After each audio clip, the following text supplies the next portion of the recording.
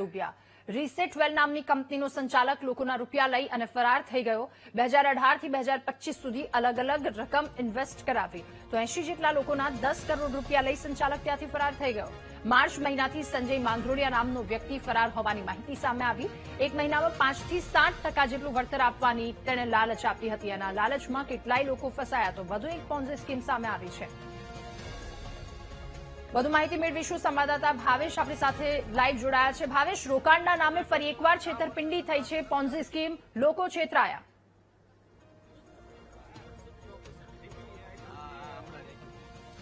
ચોક્કસથી રાધા, જે પ્રમાણે વધુ એક વખત પોન્જી સ્કીમની જે ઘટના છે તે સામે આવી છે। રાજકોટમાં અંદાજિત 80 જેટલા લોકો સાથે આ છેતરપિંડી કરવામાં આવી છે।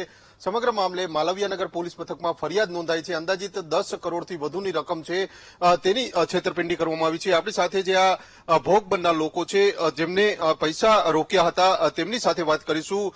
શું નામ છે તમારું? રાजेंद्रસિંહ અજીતસિંહ ઝાલા।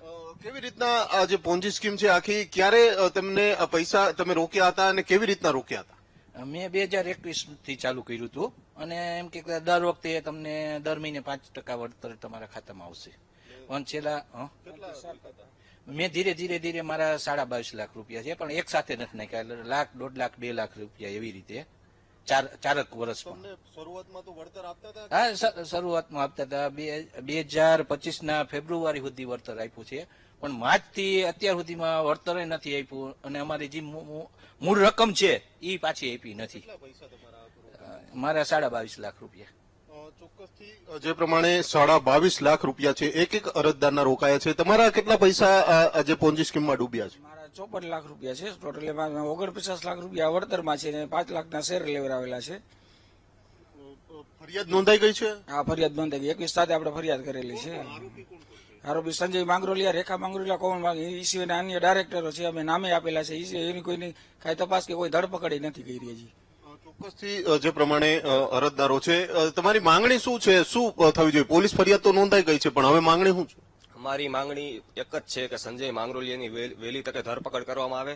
આ બાબતે અમે ગૃહ મંત્રાલય ડેપ્યુટી સીએમ હર્ષ સંઘવી સાહેબને પણ આવેદન આપેલું છે કે આ બાબતમાં સીઆઈડી, સીબીઆઈ તપાસ અથવા તો એસઆઈટીની રચના કરવામાં આવે અને સંજય માંગરોલિયા મુખ્ય આરોપી જેની વહેલી તકે ધરપકડ કરવામાં આવે।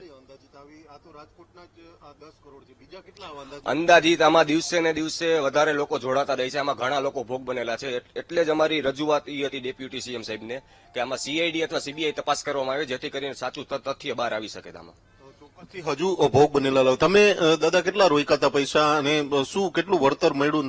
હજુ કેટલા રોકાયેલા? તો 2 કે 3 મહિના વળતર આવ્યું તો ઉભું રહી ગયું। 8 લાખ રૂપિયા રોક્યા હતા। હવે શું માંગણી છે? બસ હવે આનું જલ્દી નિવેડો કઈક આવે ને કઈક પોલીસ વાળા પકડીને કઈક કરાવે એનું એમ। તમે તમારા કેટલા પૈસા ડૂબ્યા છે? કારણ કે નાની ઉંમર છે, રોકાય છે, તો કેટલા ડૂબ્યા છે? 15.5 લાખ મારા ફાધર ના થાય। હા, ધીમે ધીમે વળતર આવતું ને બધા પૈસા આપણે ધીમે જ રોકાણ કરેલા છે। હવે કેટલા પૈસા રોકાયેલા કેટલા છે? બધા પૂરેપૂરા મૂળ રકમ તો ક્યારે પાછી વેડી જ નથી। પાછી એવી જ નથી। કેવી રીતના પૈસા રોક્યા હતા? શું લાલચ શું આપતા હતા એ લોકો?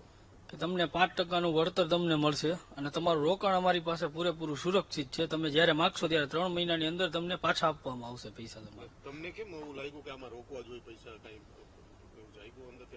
કેમ કે 2017 થી ચાલુ હતું અને કોરોનાના સમયે જયારે ક્વોરન્ટાઇન હતું, બધું બંધ હતું 2 મહિના 3 મહિના, ત્યારે પણ એને બધાને વળતર ચૂક્યું। એટલે એમ હતું કે ચાલો આ વસ્તુ સારી છે। ચોક્કસથી જે ભોગ બનનાર લોકો છે મોટી સંખ્યામાં આ પ્રમાણે ભોગ બન્યા છે। તમારા કેટલા પૈસા આમાં? 13 લાખ રૂપિયા કઈ આવ્યું છે પાછું? નહીં, પાછું કઈ નહીં। શું માંગણી શું છે? માંગણી એક છે મારા પૈસા પાછા આવી જાય ને જે આરોપી ની ધરપકડ ટાઈમસર વહેલી થઈ જાય। ચોક્કસથી જે પ્રમાણે સીબીઆઈ તપાસની માંગણી છે તે કરવામાં આવી રહી છે, કારણ કે જે આરોપી છે સંજય માંગરોળિયા ફરાર છે, છેલ્લા ઘણા સમયથી ફરાર છે। સમગ્ર મામલે માલવીયાનગર પોલીસ મથકમાં પણ ફરિયાદ છે તે નોંધવામાં આવી છે, પરંતુ હજુ સુધી એક પણ આરોપીની ધરપકડ કરવામાં આવી નથી।